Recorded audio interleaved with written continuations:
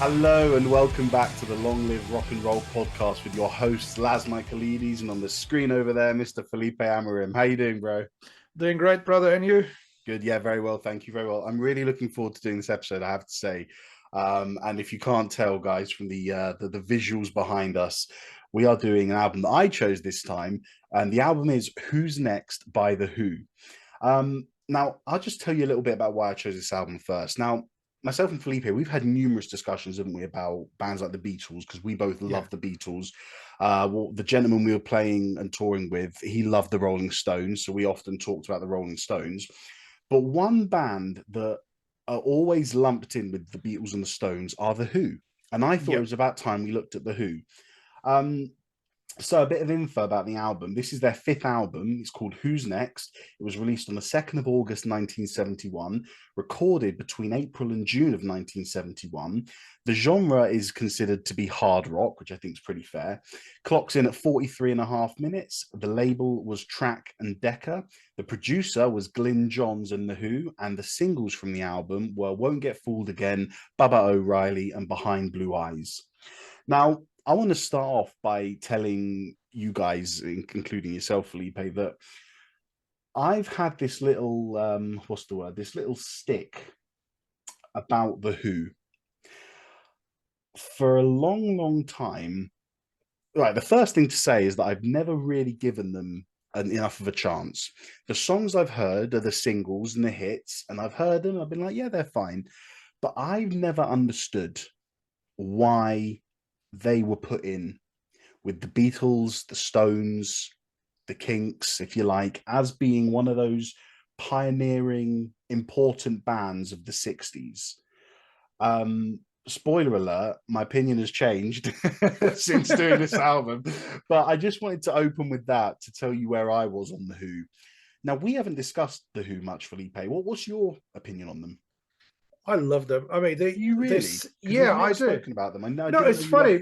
The Who, they kind of came later in my life, which is funny because by the time someone mentioned The Who to me, believe me or not, I had been through the whole Black Sabbath discography, the whole Zeppelin and Pink Floyd discographies. I'm talking literally. I've listened to all of that from those guys and the Beatles and all the Stones classic albums. And then someone mentioned The Who, and I was like, yeah, I think I've heard of them. And I don't know why it took that long. And then I was already like playing gigs professionally, and a friend of mine bought, I think 1 or 2 DVDs we had, and those are all like after 2000. No, so that's The Who with Zach Starkey on drums, who is Ringo Starr's son, who's one of the, for me, one of the greatest rock drummers out there. And but that's a different incarnation of the band. That's you only have half of the original lineup there. So you have Pete Townshend and Roger Daltrey. And who's on bass for them? Do you know? Well, the first DVD I've got and I watched was still John Entwistle, and then he died a few years after that. So the other DVD I had was probably 2010 or something like that, and it was with Pino Palladino on bass. Oh, of course, one of my favorite bass players. Yeah, how did I forget you? So the recent lineups they played with, like those guys are all like session musicians, freelance musicians, hired guns as we normally call them. Yeah, but they're phenomenal, and they always worked with great musicians. So The Who, for the last 3 decades, they have been about more than that. They've been basically Pete Townshend and Roger Daltrey plus assorted great session musicians, depending on the tour. Although they managed to keep Zach Starkey for most of that time now, but still they are really energetic live, and I think every time they play up to this day, they are a phenomenal live band. So I got to know them by watching videos of them older playing the classics, and I fell in love with those songs by the live version of it, the interpretation of it, and then I started listening to the albums. And it's funny because when we decide on which albums we're going to do for the podcast, and this probably has been decided long ago, so I didn't remember who chose the album. But this album is one of my favorites. I think it's amazing. That's good. I decided to do it because of my own little issue. Yeah, I say it's an issue. You know what I mean? Like, as in, like, yeah, I've said it already. I feel like I needed to give them a go because I always kind of like, the Who, you know, really are they that good? Um, as I said 5 minutes ago, spoiler alert, this album has changed my opinion on them. I don't even really know where to start. I think what I will start with is how hard this album rocks. Excuse the cheesiness and the pun in the line, but this is a genre-defining hard rock album, isn't it? And I think Yeah, the majority of that comes from the performances. yeah, And it's hard to believe that the Who would still be a good live band in this day and age without John Entwistle and Keith Moon, because they made up so much of that hard rock, intense live energy part of the band, didn't they? They literally made up yeah. half of it. They were the rhythm section. So to hear that Zach Starkey and Pino Palladino are doing a good job is really nice to hear. But yeah, I mean, where do you want to start with the album? Do you have anything you want to Oh kick man. off with? Oh yeah, I actually want to start by kind of with like reflecting on where they were when they in their careers when they recorded Brilliant. this. Let's do This is that. Yeah. this So a is the little bit of fifth. background. It's the fifth album. So Yes. again, very often we have these bands like we discussed a few bands that sometimes make their best work not right at the beginning, as some people tend to think. You know, the first three albums are the best. Well, not really always the case. But here's the point: they released Live at Leeds, which is one of the most incredible live albums. Very famous, isn't it? Yeah, of in rock history. Again, it's a phenomenal album, and they had.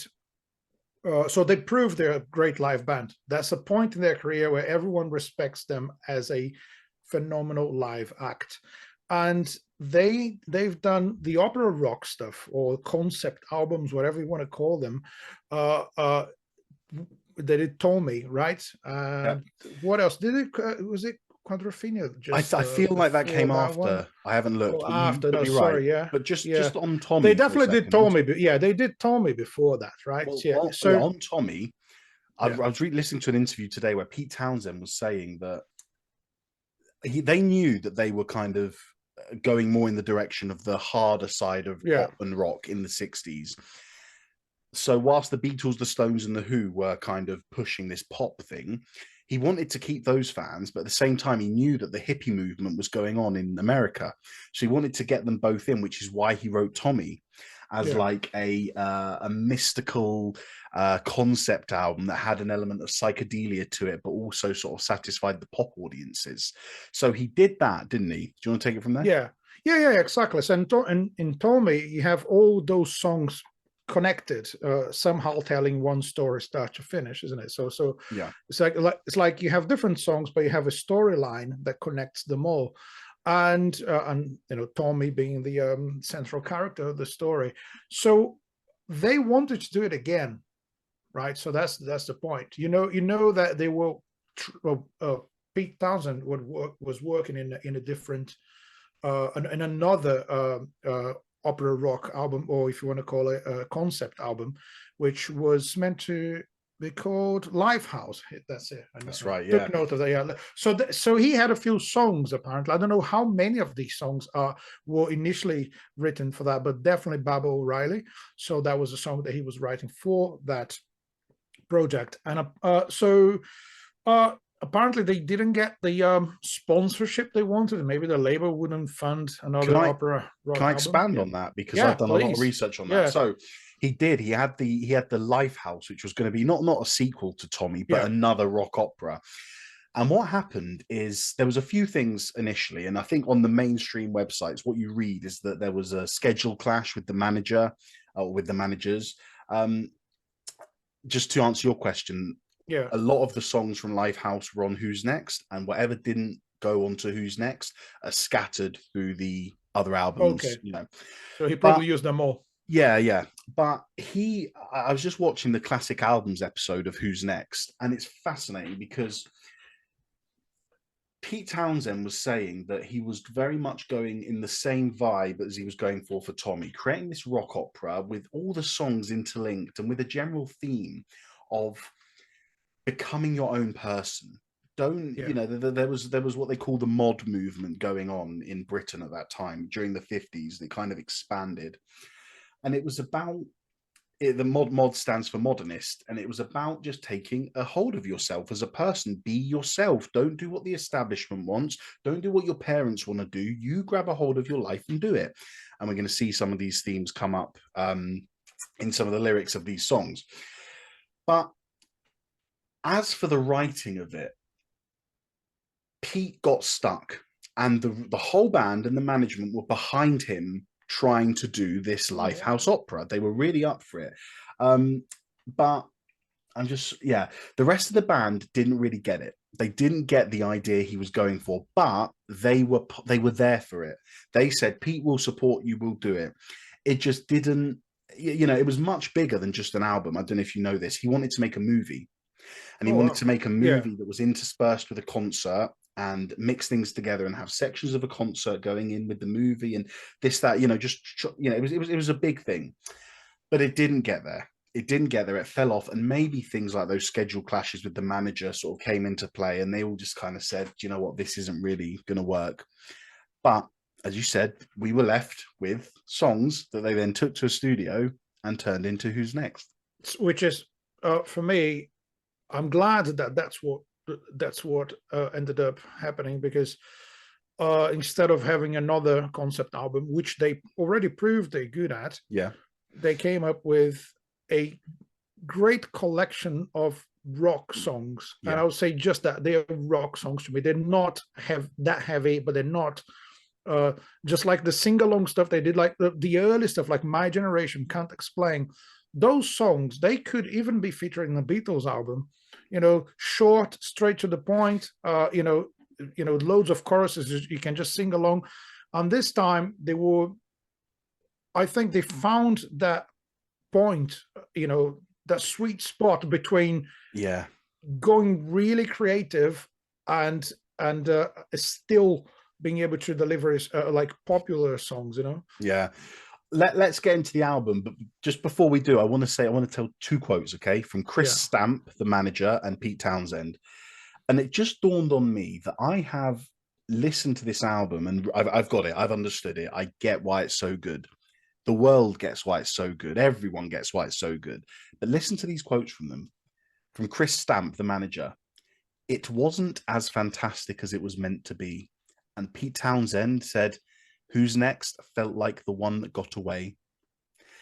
He really wanted Lifehouse to work. From the interviews I watched, he put so much of his soul and his heart and his energy and his talent into Lifehouse that I can tell from the interview, I think he still feels a little bitter that Lifehouse didn't work off. Not bitter towards anyone, just sad that it didn't materialize. But I thought, my God, how many people write what some people call one of the greatest rock albums ever and say, yeah, felt like it got away. Just a thought, just something to think about. But yeah, let's go straight in with Bubba O'Reilly, one of the most famous rock songs ever, right? Not just of the 70s. And I think that the most important thing is how recognizable the intro is, isn't it? And this is a key factor of the album, is this introduction of synthesizers into rock music. Now, what's important about the two main synthesizing parts on this album, which is Bubba O'Reilly and Won't Get Fooled Again, is that the synthesizers are not there just to play an effect or to play along with the chorus.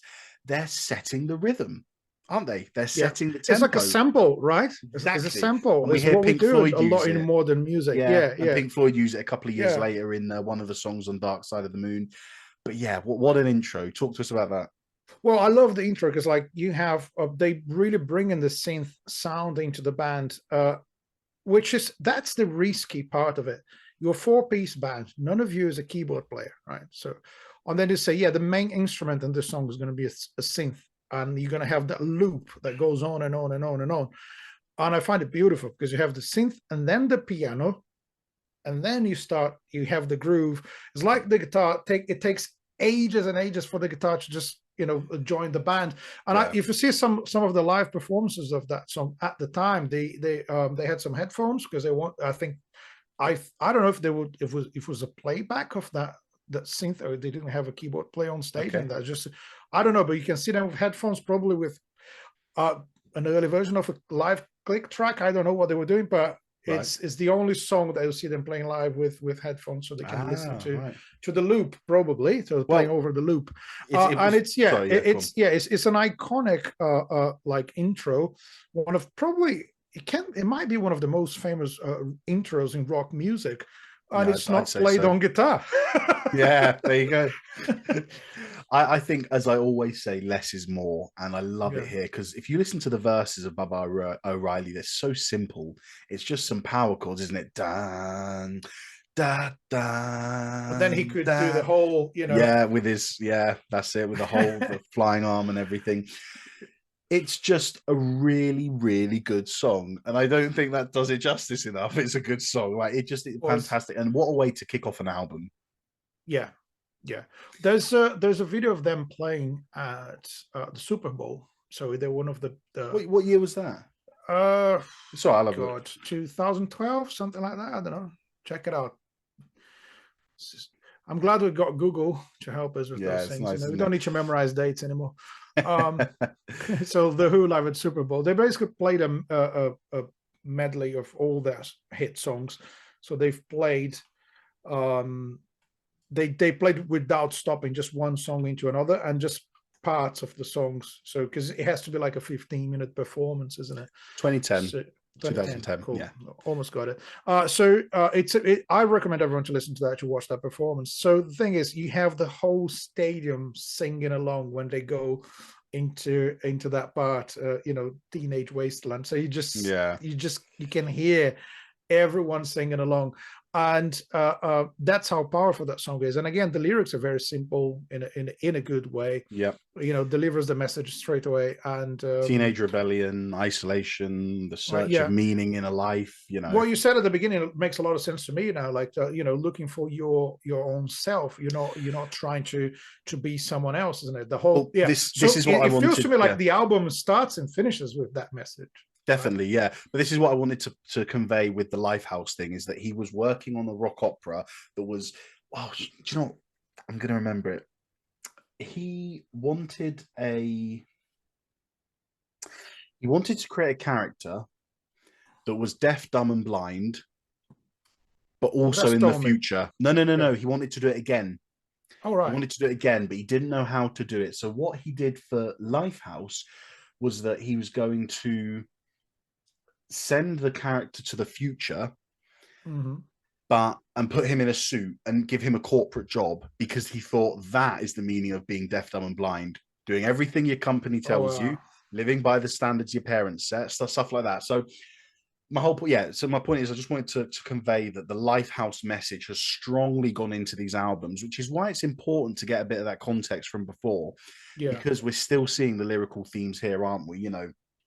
Teenage Wasteland, capturing like the disillusionment of youth culture and painting pictures of individual struggles and trying to find meaning in life, connection, but what a way to kick off. And what do you think of the violin solo at the end? Again, another completely rock and roll thing, isn't it? But they get into like this snare drum groove, which feels almost like country music. Well, it's a bit polka. A bit polka. Just exactly. They go into that vibe. It's very traditional, isn't it? So again, I think they were playing whatever they wanted to play. So just put a violin solo at the end. The title of the song is based on two names, isn't it? It's one Indian guru who was an inspiration for Townsend, also a classical composer. So you probably got their names there, right? Well, the Indian guru is called Baba something, and the composer's surname was Riley. Baba? I don't know. And the surname of the classical guy was Riley. So Terry Riley. Baba O'Reilly. So obviously, so you have a classical composer and an Indian guru. So basically, again, see how interesting it is. Like, find your own self. He is talking about religious philosophy kind of stuff and classical music. They're not like related. So what he is like he has his personal uh, um, journey and his musical journey, and the combination of that is Mm, Baba O'Reilly. That's how I yeah. feel about it. Do you know what? I think it's probably actually a good idea to go straight to the last song, Won't Get Fooled Again, because I feel they're very similar in tone and vibe and attitude. Man, I thought of this on my way home Yeah, today, because I was listening to the album for the third time in a week, and I was like, I've finished the album, started again, so I've listened to I listened to the whole album plus Baba O'Reilly again. And I was like, it oh, wait works, a doesn't it? minute, It it clicks. makes a Yeah, lot of sense, because again, so they repeated the formula with Won't Get Fooled Again. yeah. The synth at the That start, the power chords. if you mention the Who, you got to talk about this song. I think it's one of their anthems, isn't it? It's a Yeah, proper like classic song, and it does have the same formula. So you have a synth and a piano together, and then have that all the, and you get into the heavy drumming, and you have parts when you stop and change the singer, etc., etc. So they use the same formula, but it's a very, very different song. yeah. Very much Um, longer as well, and then Much and it longer, and stays in the I think same it groove. goes, yeah, but it goes deeper into the message. So Hmm. whilst in the first song is more like, I'm here just fighting for my own survival, I'm gonna do my own thing, live my own life. The second one's got more sarcasm. So the last song of the album, Won't Get Fooled Again, it's got more sarcasm in when it comes to the political side of finding yourself, isn't it? Because it's Yeah, basically telling everyone, if you probably have a lot to say about this song. I'll just say what I got from it. It's like, you're going to support a revolution today, because you believe that the people with the microphone are the ones who are gonna call everyone for action and change the country or change whatever. And those people are going to become the new leaders, and they're going to do the same things as the old leaders. So that's why in yeah, the end, the very last line of the song is meet the new boss, the same as the old boss. And yeah. yeah, but and He yeah, I'm sorry. The personal side of that is, which my favorite line is, and I'll pick my guitar and play just like yesterday, because it's like, yeah, we've been through the revolution. Is it same old shit over and over again? yeah. We're not going to get anywhere. But I'll just do what I know. I'm just going to do my Pick thing. up I'll my go and play guitar. my Yeah. guitar. Yeah, Yeah, no, everything you said is completely, I completely agree with it. The only thing I wanted to say is that Pete Townsend actually had this to say about the song. I'm paraphrasing here, all right? So this yeah, isn't the exact quote, but because I was trying to type as I was watching, excuse me. He said, Won't get fooled again. He said, it's not a defying statement, but a plea. Please don't make me the new boss. Even though I might be your hero on stage, don't make me the new boss, as I'm no different to the guy who was on stage before me. Be yourselves, find your own yeah. journey, make your own path. Those last three sentences I added in, but yeah, So it was, yeah, well, it's such a node kind of a message that people probably never paid enough attention to. So, it's but hard. yeah, I was going to say it's hard when you're in a position of authority like Pete Townsend is in the band. You know, he was primary songwriter, wasn't he? yeah, yeah, Sometimes I don't. I sometimes think it's hard to when they're singing lyrics about, don't idolize politicians, don't trust your government. It almost feels a little hypocritical, because you're saying, okay, don't trust these people, but trust me. But yeah, in these lyrics, Pete Townsend is explicitly saying, don't even trust me. just be yeah, yourself. yeah. Like, do everything for yourself, But which when is you even listen, what he yeah, was doing in the previous years with My Generation. yeah, People tried to put us down talking about My Generation. It's always the Who's message, and I've only got this from this album and an interview, or the TV show seems to be. It's not like rebel, fight your elders, don't show them respect. It's just about be individuals, be yourselves. yeah, exactly. And I think it's a powerful message. And if you're actually capable of thinking like that, then if you want to follow a leader, but if as long as you can question the leader, Yeah, maybe that would make sense. good But point. what he's doing there is like, it literally says in the song, like, you know, the left and the right are the same in under point of view. So the conflicting parts, the parts that are struggling for power, you know, in the end of the day, or you're going to choose a leader and just obey, and then you think that leader is different from the previous one. Well, guess what? They're not. So I Yeah. think that's rock and roll. You know,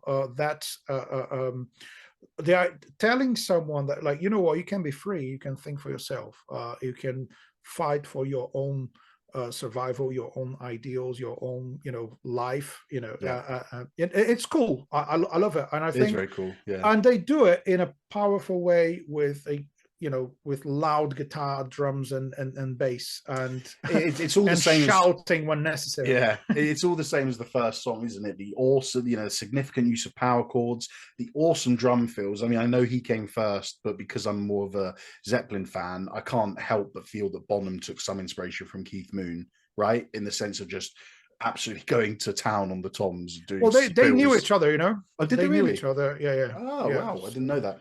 Well, But there's yeah, a story. I don't know if this is actually uh, uh, um, the truth, because there's so many versions of this. But some people say that Keith Moon came up with the name Led Zeppelin. So that's one of. I But don't think that is true, but I've heard yeah, I that don't think story. it's You're true. right. It's Yeah. a myth. But the fact behind this He myth knew them. is that they actually used to hang out together. So Keith That's Moon, really John cool. Yeah. Bonham knew each other, I and mean, can I yeah. ask you something as a drummer?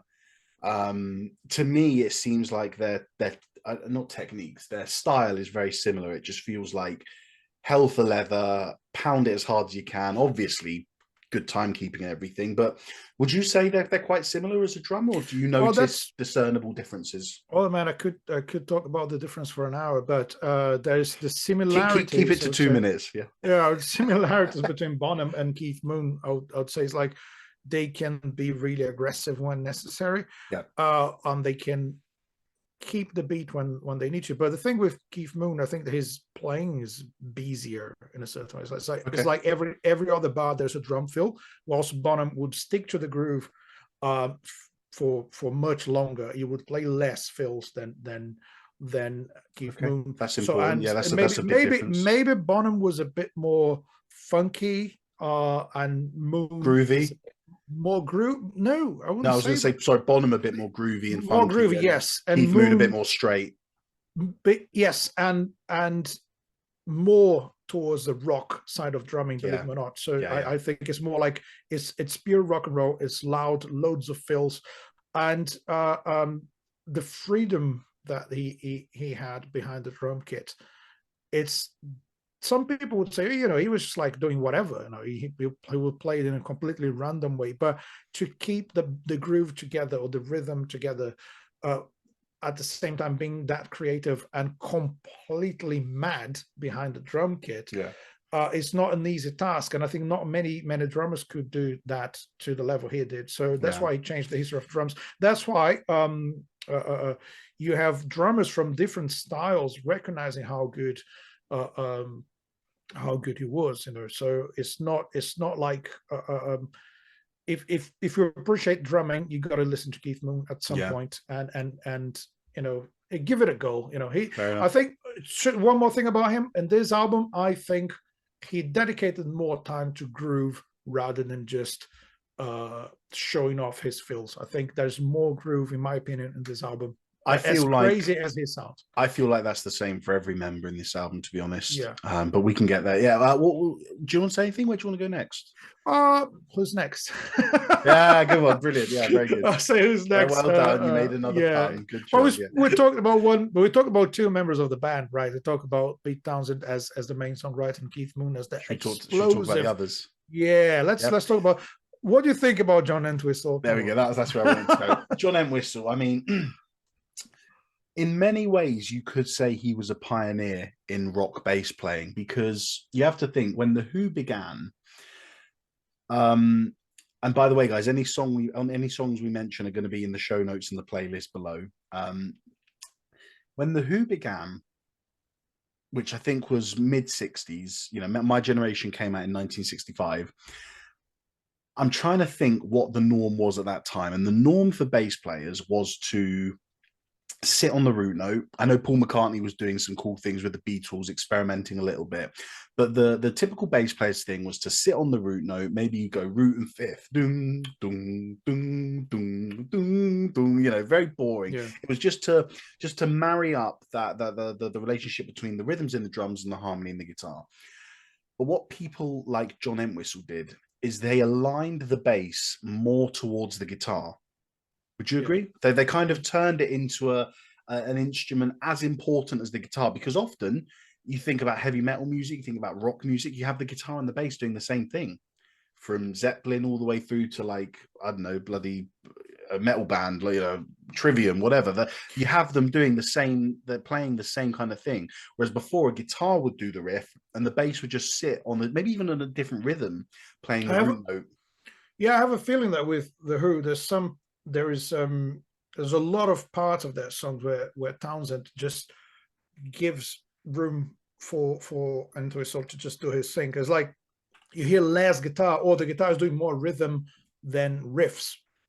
You know, so the bass can show off in a certain way. Or the best, yeah. Yeah, Sorry, it's like you have rhythm guitar and lead bass. That's how I feel. The best example though is the song "My Generation," because it's got the bass solo in, and that to me properly signifies.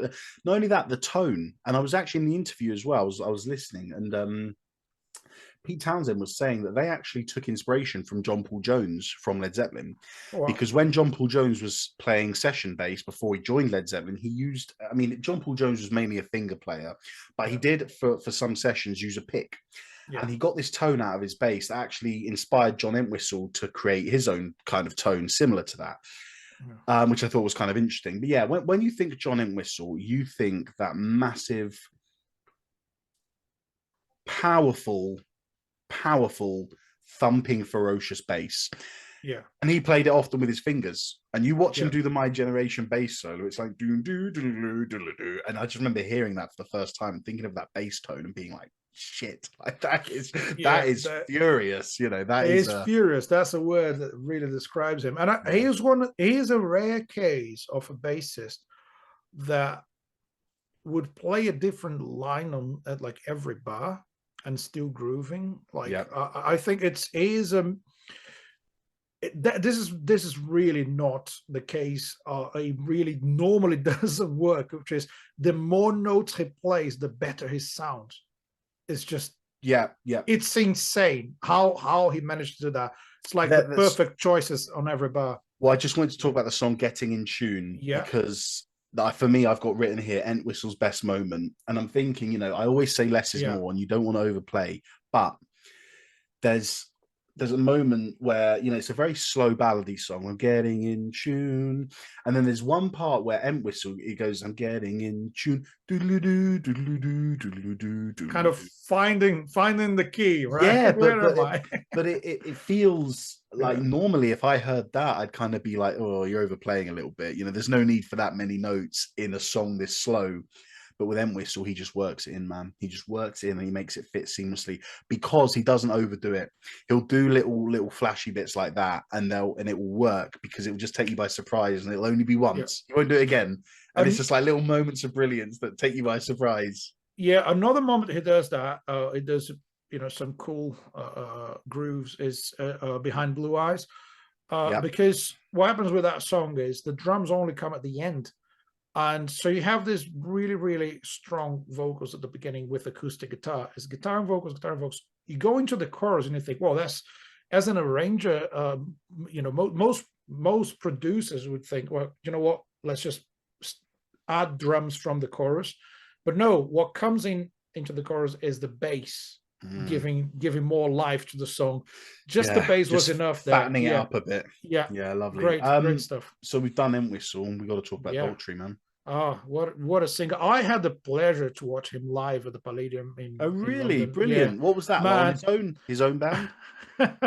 It was his own band. Was it? That was. Has he done a kind of Robert Plant thing where he's made his own music? Do you know our friend, the harmonica player Tom Brundage? Of course, I do. Yes. Yeah, you know, he played with us a few times with Jack Hutchinson, and Tom gave me a ticket for that gig, so I went to see him. So obviously he did his solo stuff, did loads of the Who stuff. But I was really, really impressed by the quality of his vocals, up to this day. You can So I tell he think, looks after himself, doesn't he? yeah, he's healthy. He looks after himself, and he sings in like he. And the thing is, so you can see that he's a technical singer. He knows Mm, exactly what he's doing. He's breathing correctly, and he looks after his health and all that stuff. But there's so much passion, and if you consider that with the Who, he was singing mainly lyrics written by someone else. So yeah, to interpret someone else's lyrics, putting your heart into it and make it sound maybe better than it would sound yeah, in it's in not the in easy. in the voice of the songwriter, because Yeah, Townsend himself is a good singer, really good singer, and I love his all the parts he sings, and it's so his voice is so clean, and I think yeah, he's got a beautiful voice, but and he's but got but yeah, Daltrey is just like a punch in your face when he sings, isn't it? but at the same time, Daltrey can sing beautifully and softly, can't he? Just like in Behind Blue Eyes and Getting in Tune. I think those two songs, as good as his as good as his scream is, it won't get at the end of Won't Get Fooled Again. Oh man, that's It great. is iconic and it's rock and roll, but for me, the scream is made better because you hear how he can sing softly. I always Yeah. like that. I like if all you can do is scream, it's like cool, that's good, but show me what else you can do. And Daltrey on this album, my God, his vocal range, just from soft, sweet, really passionate, all the way up to the scream, is just fantastic. Well, what I can get from him is he really enjoys being a singer. He enjoys Hmm. being on stage and performing. Just look at And he that photo says, behind you with the "Oh with yeah, the string and the mic yeah." cable. Like Whoever's that's watching this instead of just listening, there's him like having a lot of fun on stage. yeah. Yeah, Brilliant stuff. And any particular songs you want to talk over? I feel like we've man, actually touched a little bit on each one, but is there any we defining did, we factors did. in all of them? I have a question for you. I have my own Ooh, answers to this, but I have a question. okay. Which song was a surprise for you? Oh, that's a really great question, and I actually have Uh, an answer. well, For me, the song is over is my answer to so that, and I'll tell you. Can I talk about it for a bit? Because I yeah, just yeah, want yeah, to. yeah. Please. First of all, it's 6 minutes long, just over, and I'm never bored during it. I think what a bloody good song. Yeah, Now, Townsend's vocals, he's the lead vocalist for most of the song. Now, what screams out to me, especially in this kind of music, which is meant to be, let's call it accessible hard rock, yeah? yeah, Key changes. 1 minute 45, there's a key change. 2 minutes 35, there's another key change. And this really, really, really reminded me of a Beach Boys song called That's Not Me, mm, where Brian, what's his name? Brian Wilson. It is, isn't it? Brian, yeah. yeah, yeah. It's I remember when we did that episode, I got him confused with the Rolling Stones guy. Yeah. Um, Brian Jones. that's it. Yeah. Brian Wilson had this. Brian Wilson was a composer, and he wrote music almost as if it was classical music. And we know through, I know through many classical composers that you always change key in classical music because you're Yeah, changing the section. Whereas in yeah, pop music, you go to a verse. In classical music, you might change key to take you to a new yeah, section. I'm generalizing here, but that's the idea. I never gave Townsend the credit that I think he deserves now. I always thought he was just a rock guitarist who put some songs together. But listening to The Song Is Over, I can yeah, hear he really thought about the song and which direction to take it in. Okay, why change the key here? And why do it again at 2:35? It tells me that there's more than a rock guitarist behind these songs. There is a yeah, writer, there is a yeah, composer, there is a musician. And it really took me by surprise. And it's a sad song as well. The lyrics exploring the themes of loss, acceptance, passing time, yeah. realization that, all good things must come to an end. It's just really surprised me, and I'm It's I'm funny because really yeah, I really enjoyed that one. that was the one that surprised me, because I knew the album and didn't I honestly didn't remember that song. Yeah, It's like squeezed in there in the middle of the album with loads of classic tunes, and then when you listen to it, it's like, wow, it's beautiful, isn't it? All it, of it. it just And it, it just took it to another level for me. Like I said, the first four songs Do you know, apart from Bubba O'Reilly, songs 2, 3, and 4, they're fine, but I love the back half of the album. Yeah, Um, I love what when they do when they change from one singer to another, and they just change the yeah, whole arrangement yeah, behind it as well. They do that a lot. The contrast between their voices is one of the biggest things. That was my surprise. Well, that was the yeah. yeah. Do you have a personal favorite song? Hmm. Mm. Um, I need to give a an honorable mention to Baba O'Reilly because it's one of those songs. Like I said, don't need to repeat myself. I never got the Who, so when I heard Baba O'Reilly before, I was like, I don't get this. Like, it's not really doing it for me. Now I can listen back and say, "Fucking hell, that's a good song." So that deserves an honorable mention. But the song "Getting in Tune" I thought was really nice, very theatric and extravagant. It almost had like, I kind of think Queen probably listened to that song and went, Yeah, and Freddie Mercury went, God, I could thrive doing this kind of music, really, yeah. really vibrant, and like I said, what have I got here? Feels Whistle's, like a second part of the song is it over, isn't is, it? yeah, feels like Whistle's best moment to me. The song's journey is great too, taking us from like that soft start to an exciting high tempo rock and roll end. So yeah, well, what about yours, personal favorite? My favorite's Mobile. Yeah, that was It's great. That one. so like because it's not pretentious and it's just like so enjoyable. It's You can very you can kind of, picture this guy in a car. It's like driving, yeah. It, probably it over the gave me speed very limit. very country music vibes. I got. Yeah, Do you know what I mean? A bit kind of Rolling Stonesy, the way they yeah. throw in a little bit of For a blues, a bit little of bit of folk, country. yeah, Yeah, yeah. exactly. There's loads of acoustic guitar, which they were really good at that. Yeah, And you have Keith Moon going nuts at the end of it. So it's like he's waiting for the end of the song to give it all. yeah, And I love it. I think it's a great song, and it's a good laugh. Same thing as My Wife is another song you listen. It's just a good laugh. yeah. That's That's an what M it Whistle is. song. That one. Yeah, That it's the John only M one he Whistle wrote that sings. one. Such a shame that the vocals a bit buried in the mix. You can, it's for some reason it's not Yeah. as loud, but he does a great vocal performance, and the lyrics are really funny. It is, yeah, they are really funny. But I say what I like on that song is the saxophones or the Yeah, trumpets. yeah, Really kind of gives it that kind of Motown feel. it And as I does. say always, I just love when you take little bits of other styles and plonk it into. I mean, we said it with Muse a couple of weeks ago. It's just taking little elements of something, but still keeping your own signature sound. And I think I don't know if this album defines the Who's sound. You can answer that in a second, but if it does, I think wow, they really deserve the credit they got because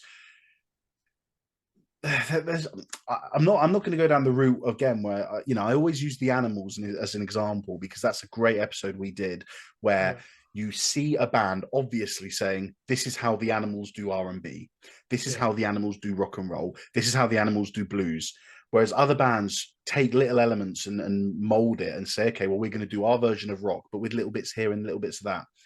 This, I couldn't even tell you a song. I couldn't even pick a song from these nine that I'd say that is the Who's defining sound. Maybe Bubba O'Reilly and Won't Get Fooled Again. well, That's the maybe, obvious yeah, answer, because but they, yeah. there's just too much going on in between those two But songs. like Behind Like, Blue Eyes, such a classic as well. yeah, but that's It's not not hard rock, is it? And it's not at like, all. but It's a yet people ballad. would, but people It's a would ballad. associate that as being one Well, of their most also famous songs. it's only a ballad until the drums come in. So Yeah, because then it's something else. So yeah. it's yeah. I think for me this album defines what kind of band they were. I'll tell you another Can I story ask? about yeah, Can I ask you? I just want to ask you yeah. if you had to pick one song from this album that defined the Who for you, what song Mm. would it be? Because I'm just telling you, I Ooh, can't decide because I don't know the Who well that's enough. tough. Oh man, that's difficult. I mean, it might be a cliche to say "Won't Get Fooled Again," but That let me not go through cliche. the track That's list fine. again. Ah man, difficult. I don't think I can choose one. Oh, do you know what? Bargain. That's it. Interesting. Very interesting. Yeah, I didn't think you'd say that, but yeah. I just like it. It's there's a lot of their sound in that song. It's a dynamic simple guitar song. riffs, driving There's like drums. it's a love song, but not a predictable kind of choice of words on how to describe how you love someone. There And you it's go. I don't know beautifully if anyone written. Yeah, thought that would be the Felipe's that's answer, a but there song. you go. And they play this song live with such energy. It's It's a good so song. great to see. Yeah. You had a story, you said. No, quick story about this gig I've been to. So Roger Daughtry is answering questions that he received by email or whatever. Like, so he's got some cards with the questions in his hands. Like, people ask him some questions all the time. So I'm gonna, give you my answers. And one of the questions, what's your favorite The Who album? And he said, oh, can't really choose one. I love all of them. Who's next? He changed the card. So that was Brilliant. yeah. That for me was like, okay, so we have a favorite album. He's got a favorite album, and it's my favorite album. And out of all the whole discography, it does define who they are. Just to talk about a bit of significance culturally and musically about this album. The first thing that we mentioned already was the innovation in the use of the synthesizer and the electronic effects. When you consider 1971, people were using synths. The Beatles used synths towards the end as well. But as I said, providing a rhythm and a stability and a tempo to the song rather than just an effect over. Previous albums from The Who I've heard are quite thin and raw in production. Yet, my God, man, Who's Next sound like it could have been produced like not even 80s, 90s. Sounds really good. Really good production, isn't it? Yeah, every instrument is perfect. You don't even need to listen to a remastered version of it. Just listen to the original mix and master. It's great. The only thing, as you mentioned, was Entwistle's vocals are a bit low in the mix on My Wife, but other than that, couldn't tell you anything else that I had to complain about. The mix wise, it's fantastic. Someone commented on it and said and called it intelligent rock and roll that keeps the spirit and attitude, but has a very mature sound and depth to it, which I thought was quite interesting. Intelligent rock and roll. It's like an oxymoron, isn't it? You wouldn't, you wouldn't kind of put them together. Exactly. But it gets to a point when, for me, it's like, yeah, we're getting too clever. Let's just like throw a song like My Wife or Mobile in the bit of it. So it's not, don't take yourself too seriously. The other thing I want to talk, I mean, we already touched on Tommy, but again, another critic observed that Tommy was way more art rock, focusing on the concept of the lyrics, the link and the structure of all the music together. Whereas Who's Next is very much more in the rock and roll category, isn't it? Yeah. Like just going for typical traditional rock and roll. Even if you've got songs that are a bit longer and different in structure, like Baba O'Reilly, they still undoubtedly have that rock and roll feel to them, don't they? Yeah, exactly. Yeah. It's rock through and through. Like, and raised the standards of hard rock, certainly. Yeah, definitely did. Do you want to talk about anything else? Do you have anything else to talk about? Man, I want to talk about this album for weeks, but we got to at some point end this episode. So. We can end soon, but I mean, is there any other? It feels like it's been a bit short, this one, but again, I feel like we've said all we had to say. It's just go listen to it more than anything. Just say the album cover is great. That's the other thing I want to say. Yeah, now they saw that. I read about that. They were on the way to a gig in Leicester, I guess. And they saw that piece of clay in the sand, and it reminded them of the monolith. The monolith in 2001. 2001, yeah. So they thought, screw it. Let's just piss on it, or pretend we pissed on it, and then take a picture, and that was great. Yeah, brilliant. It's rock and roll, right? And it's again not pretentious. It's not like there's no message in the cover. It's just good fun. I think we're there. I mean, I'm going through my notes, and I mean, lyrically, we've already said, haven't we? It's just about the youth and just engaging and being yourself. Let's finish off with some accolades. Rolling Stone have it as 28th in their 500 greatest albums of all time. Pitchfork 100 albums of the 70s put it at number 15. In 2007, it was inducted into the Rock and Roll Hall of Fame, which is always a massive feat. Colin Larkin, who's a renowned music journalist, contemporary music journalist, has put Who's Next 48th out of 1,000 in Colin Larkin's 1,000 albums of all time.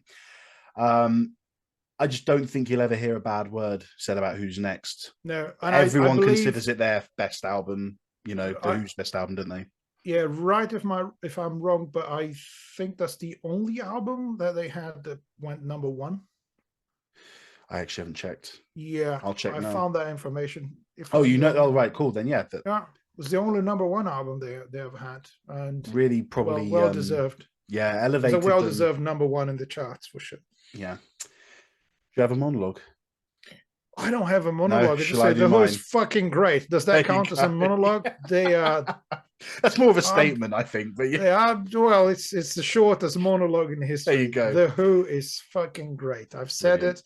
Listen to it. Enjoy. It's pure rock and roll. It is, yeah. Cool. Right, I'll do my monologue and then we can finish, yeah? Right. Right.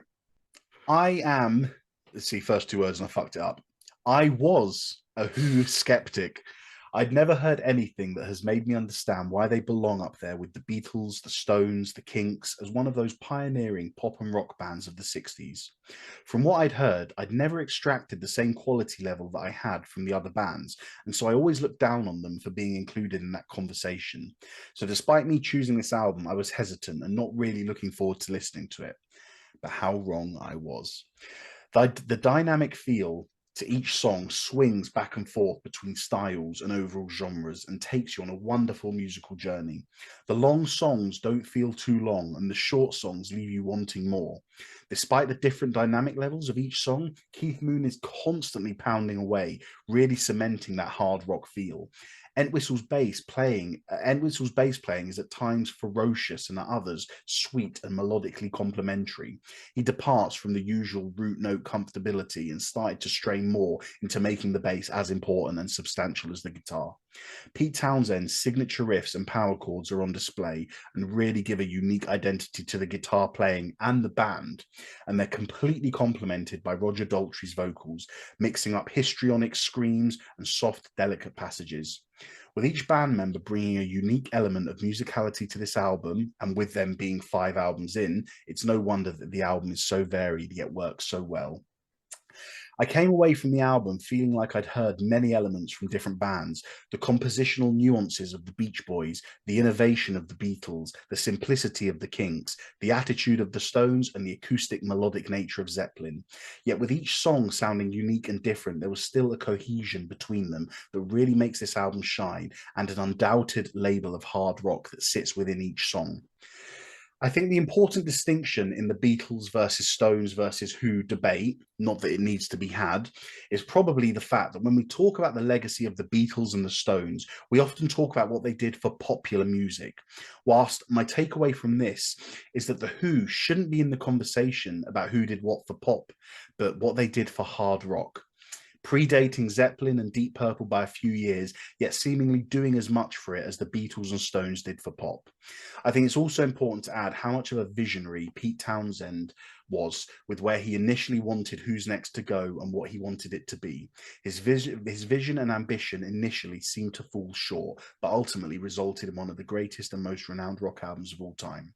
It's a great album and one I wasn't looking forward to doing, but yet have come out of it probably the most satisfied from any episode we've ever done, in terms of the fact that my opinion has done a complete 180 and I'm now better off for it.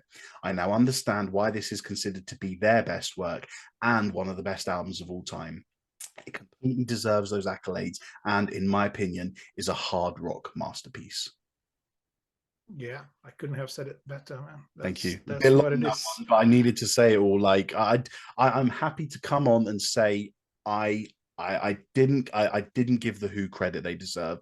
And do you know what makes this even better? I've only heard one album. I've got all the others to do now. So. No, you got, man. There's so much. There's so much. And check the live performances as well. I've heard Live at Leeds is a good one. Yeah, really, really good. Everything they do is great. Cool. Excellent. We'll leave it there then. So thank you guys for joining us for another episode of the Long Live Rock and Roll podcast. As we usually say, if you're watching on YouTube, please hit like and subscribe. If you're listening to us on one of the podcast platforms, just scroll down our show. Give us a review, let us know what you think, and just stay in touch because, you know, if you're going to follow us, you're going to stay up to date with all the episodes that we do. And any little interactions from you guys gets us seen by more people, so we'd really appreciate it. But thank you for joining us again. Yeah, thanks for being with us one more time, and keep on rocking, everyone, and don't do anything I wouldn't do. Thank you for joining us, and as usual, take care and long live rock and roll.